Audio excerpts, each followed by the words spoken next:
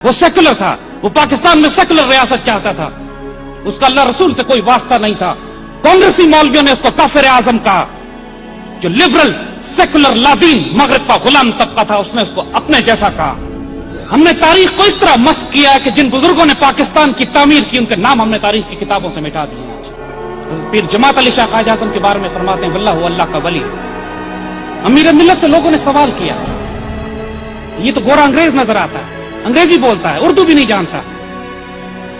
امیر ملت نے فرمایا تم اعتراضوں کو نہیں جانتے، یہ ہمارا کام کر رہا ہے، یہ ہماری ڈیوٹی پہ، اللہ کے رسول کی ڈیوٹی پہ۔ قائد اعظم کو ایک قرآن پاک کا تحفہ بھیجا، اس کے ساتھ ایک جائے نماز بھیجا، اس کے ساتھ ایک تسبیح بھیجی۔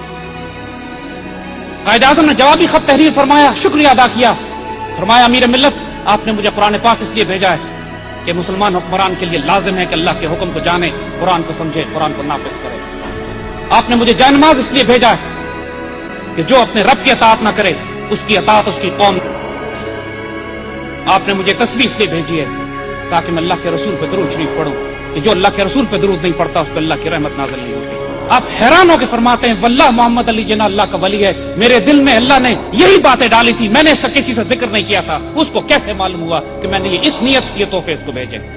علامہ شبیر احمد عثمانی سے جو یہ پوچھا گیا کہ راتوں رات آپ تبدیل کیسے ہو گئے، فرمایا میں بھی قائد اعظم کا مخالف تھا، لیکن رات میں خواب میں حضور صلی اللہ علیہ وآلہ وسلم کی زیارت نصیب ہوتی ہے، آپ کے ساتھ قائد اعظم کھڑے ہوتے ہیں، حضور قائد اعظم کی طرف مخاطب کر کے فرماتے ہیں یہ میرا سپاہی ہے، اس کی مخالفت نہ کرنا کبھی۔ علامہ اقبال سے پوچھا گیا کہ آپ نے اس وجود کو کیوں سلیکٹ کیا، فرماتے ہیں ہی از انکرپٹیبل انپرچیزبل، نہ یہ خیانت کرے گا نہ بکے گا کبھی۔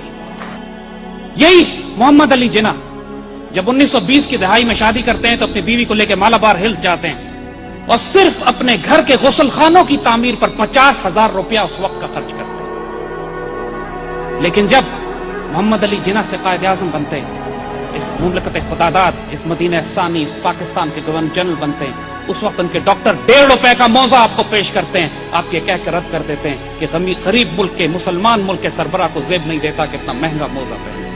وہ نرم دم گفتگو، وہ گرم دم جستجو، وہ رزم ہو یا بزم ہو، وہ پاک دل وہ پاک باز۔ اس سے انگریز سفیر کہتا ہے کہ بادشاہ کا بھائی آ رہا ہے پاکستان، آپ اس کو ریسیو کرنے ایئرپورٹ جائیں، پاکستان کی بڑی عزت ہوگی۔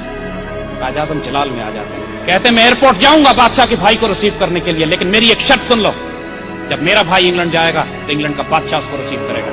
سرکاری استعمال کے لیے گورنر جنرل ہاؤس کے لیے 37 روپے کا فرنیچر لایا جاتا ہے۔ فرنیچر کی لسٹ دیکھتے ہیں، اس میں کوئی 6-7 روپے کی کرسی اضافی ہوتی ہے، پوچھتے ہیں یہ کس لیے آئی، فرمایا آپ کی بہن کے لیے، محترمہ فاطمہ جناح آپ کے ساتھ رہتی ہیں، خدمت کرتی ہیں، مادر ملت ہیں۔ قائد اعظم اس پر لکیر لگا دیتے ہیں اس کے پیسے بیت المال سے نہیں جائیں گے، فاطمہ جناح سے اس کے پیسے لو، مسلمانوں کے پیسے اس پہ قتل نہیں کیے جا سکتے۔ کابینٹ کی میٹنگ ہے، اے ڈی سی پوچھتے ہیں کہ وزراء تشریف لا رہے ہیں تمام مسلمان ریاست کے، ان کو چائے کے ساتھ کیا پیش کیا جائے۔ قائد اعظم جلال میں آ جاتے ہیں، کیوں یہ گھر سے کھا کے نہیں آتے۔ اس کے بعد رواج بن گیا کہ کابینہ کی محفلوں میں کسی کو کچھ کھانے کو نہیں دیا جاتا۔ 1940 کے جلسے کے بعد اسی